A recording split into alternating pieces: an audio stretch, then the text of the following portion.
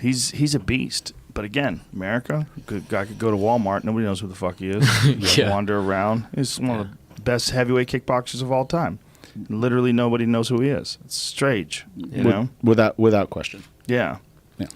Now, when you were training with Cody, when you were over at Team Alpha Male, what is the coaching like? Like, how are they doing rounds with him? Well, he was doing his sparring separately. They brought me and Eddie up just to spar with him. Who is they? Like, who is coaching him? Danny Castillo? Danny Castillo and Chris Holdsworth. Yeah. So they were essentially his coaches. They were coaching him. Okay. Yeah. And so when you were working with him, were they saying, hey, we want to really work on certain things, or were they just letting you do your thing? Were they asking you to... I was being, I go up there and like I said, I go grapple. Right. And so I was trying to be giving him good looks, give him the switches, give him that TJ shoulder move type Did you thing. practice that stuff, or did you... No, I just been one of those guys, like when Kieran, ever since I started with Kieran, like, and I've had to help somebody, like give him looks. I've just been that guy, and I've been good at it. Did you practice TJ's looks, or did you just kind of know how to do it? I always switch regardless. Like it's one of my favorite things to do, just offensively and defensively. I love switching. Did you have a traditional martial arts background? Did you start out with traditional martial arts? I started with Muay Thai. You started with Muay Thai. Yeah, I started with Muay Thai. Yeah. Yeah, the best guys, it's interesting now that the switching thing has become almost like a standard thing. Like with TJ, you never know what he's doing. You don't. I mean, he doesn't have like a revert back to stance. He might stand southpaw. He might stand orthodox, and he can do both equally well. Yeah. Well, I'm naturally I ride with my left hand naturally, but I stand orthodox. I surf orthodox. I skate orthodox. Well, there's a lot of people. I mean, that was what Eddie Futch used to, or Emmanuel Stewart rather, used to teach guys to do that. Yeah. He would take a guy who's right-handed and make him fight southpaw. It's like you want that lead hand to be your most coordinated hand. Yeah, but we have pad sessions that I'll just stand southpaw the whole time, and I have no problem with it. I in fact love sparring southpaw, and I love just switching. Do you feel like your straight left hand has as much power as your straight right hand? Sometimes even more. Really? Sometimes even more. Yeah. Yeah, I feel like I have power with both hands almost equally. Just depends on the angle and where I'm catching. Sometimes I also try to catch people at the same time as they're trying to get away from my right hand. I'll switch stances and aggressively switch into that left hand and make it a power hand. And they think they're getting away from my power hand, but really they're walking into it, and I make them switch into it. Ah. Yeah. Now, so when you were working with Cody, did they have any requests? Did they say, "Hey, this is what Cody's trying to work on"? I was just switching a lot, trying to give him that switch hook that he got caught with last time, and was trying to just be a good teammate and give him head kicks and that kind of movement. And he was doing fairly well, blocking kicks, coming back, and trying to wrestle more. But because I think they were talking about that was one thing that he lacked in the first fight, not wrestling him enough. Yeah. Yeah. Well, what happened Saturday was definitely not the game plan. You could see it wasn't anything like he sparred, and it wasn't anything like he trained. I think emotion absolutely took over. Yeah. So what was their game plan? I think just piece him up, get him, catch him like the first round, but actually finish the fight. I think that would have been more the right. But obviously kick him a lot, right, and just get him to walk into something. Try to wrestle him a little bit in there too. I think TJ came out really smart as well, though. Well, TJ throws himself into the fire too. Yeah. He does not play a safe game. Yeah. Oh, he didn't on Saturday, and I think that he was probably a little surprised by how unsafe Cody was so early. Like I mean, that exchange at the end. I mean, it's Cody. I mean, TJ's just blocking and looking, and Cody is just going for broke on everything he's throwing. Yeah. And when we were watching the replays, you could clearly see that Cody's path was wider and there was more strain, and then TJ was more loose and he got there quicker. And the first knockdown when he tagged him with the right hand, that was where it came from. They were both throwing at the same time, but TJ was also doing a better job of getting his head offline. And the thing is, like, TJ's relationship with Duane Ludwig is very unusual. It's like those guys are like glue. I mean, they're fucking stuck together. Yeah. And Duane is a maniac. You know Duane. Oh, I know Duane. I've known Duane a long time. We are friends And when we coached against each other at the Ultimate Fighter, he literally in the parking lot reminded me that he had the fastest knockout in UFC history because he was fucking pissed. Like he's just one of those guys that Who's pissed about what? Just because we were trying to. He had a training practice that he invited all of Henry's guys to, but Henry couldn't come. And I was like, well, I'm going to have Johnson on come in, and Joe can't come. And he's like, hey, listen, I'm going to whip my dick out right now. I'm going to remind you I've got the fastest knockout in UFC history, so you better calm down, boy. And I'm like, well, okay. But so he's very emotional. He's very focused, and he's very dedicated to TJ. So I'm agreeing with you on that, but he will go zero like that. Oh, yeah, Dwayne's crazy as fuck. Yeah. I know Dwayne very, very, very well.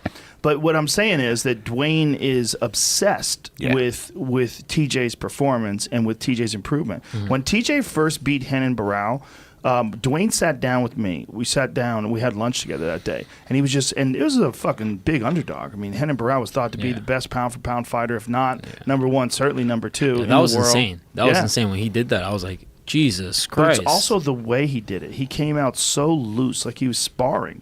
He came out like, like they touch gloves, like he was going to do a sparring session. Yeah. And it looked like a guy he sparred with a fucking 100 rounds. Yeah. It wasn't, there was no tension to him. It was very loose. He really loves that shit. He loves it. He's a rise to the occasion kind of guy, TJ is. And that's one of the reasons why I think he really thrived off this rivalry with Cody. Whereas with Cody, especially because TJ won the first fight and won it by knockout, Cody had all this inner tension, whereas TJ had this inner smile through the entire process.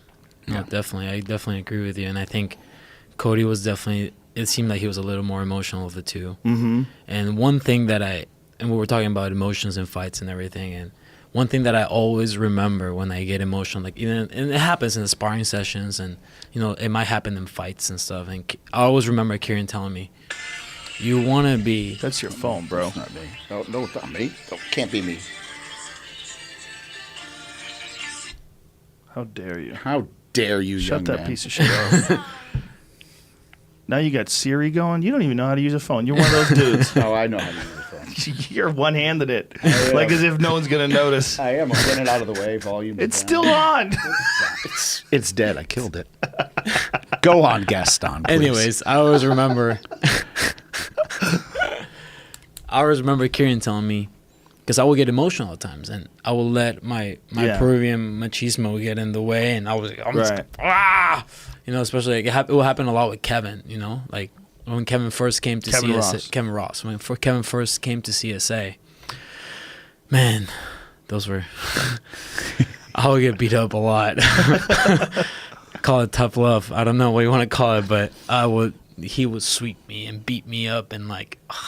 Well, you want him to give it your best, and he made me better. He turned me. Sure. He turned me into a training partner versus like somebody he had to like. He didn't baby me at any moment. He built me into what I am today. And we became training partners. But one thing that I always remember from Kieran is like, you don't want to be emotional. You want to be like an assassin. You want to go in there and be calculator. You want to be yourself, because that's when I fight the best, when I'm myself and when I have no emotion involved. Do you have any sort of a pre-fight routine that you go through mentally in order to get yourself into a state of mind like that?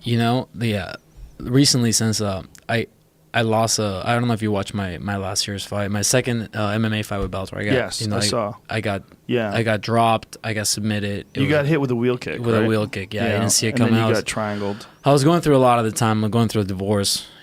Very emotional time of my life last year, and then I had to dig deep and rise to the occasion and get out of that hole that I was in.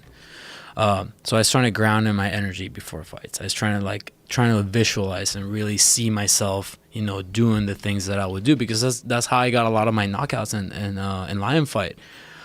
It was the weirdest thing. I could just visualize and see it. Like when I knocked out Tyler Toner, I saw that happening before the fight even, and I was like, it felt like a deja vu moment. Like, oh shit, like I seen this happen, and I just try to get as calm as I possibly can. I just remind myself there's another day in the office, and I've had almost 50 fights now, and I just know that regardless of what happens, whether I win or lose, I'm gonna go out there and give it my best.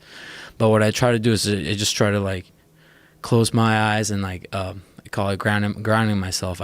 visualize like roots coming out of my feet and hands, and I really like ground myself and ground my energy into. You visualize roots, like yeah, tree roots. Yeah, like tree roots coming out of my hands and coming out of my feet. And this last fight was crazy. Actually, I could visualize it like going all the way into the ring, and like once I walked in there, it just felt like home. Oh, wow. Crazy. Yeah. And I don't think I even told him that. Is this something that you read how to do, or is this something that someone coached you how to do? Actually, my ex-wife taught me how to do that. Funny enough, yeah, she taught me how to do that, and I thought I was like, she's fucking bullshitting. Anyways, I tried it, and Did you try it after you got divorced? Yeah. That's hilarious. Yeah. Thanks, honey. Yeah. You got the roots and you got the Did cats. you call her up and tell her she was right? I did. I texted her a while back, and I was like, "You were right. Like that shit works." That's funny. And it's crazy. That along with some alpha brain, I go out there and I'm like, I'm ready to rock and roll. I feel at home. Now, what I was getting to was that relationship between coach and athlete. When it works out great, it's so important. And when you don't have that, like, I mean, there's no disrespect to Danny Castillo and Chris Holdsworth, who were very good fighters, and I'm sure are dedicated. But Duane is a different kind of thing. I mean, he obsesses on various techniques and improvements and footworks and how to change things and how to set things up. He's all day 24/7. He never shuts off. Yeah. And the kind of relationship that Duane has with TJ is so rare and so beneficial. But that the kind of relationship you guys have, this kind of really tight bond between coach and fighter, you can win without it. But when you have it, it is just so powerful. It's so powerful. It's so powerful.